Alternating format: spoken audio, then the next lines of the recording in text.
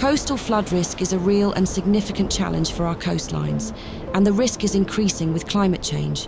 The Pevensey Bay to Eastbourne Coastal Management Scheme is the biggest coastal scheme in England.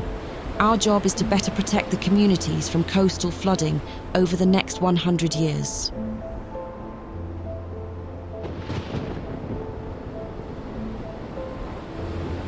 For the coastline from Coudon Beach in Pevensey Bay through to Holywell in Eastbourne, the current defence is the shingle beach. Without this project, the beach would disappear, and we will see flooding to here and across both Pevensey and Eastbourne.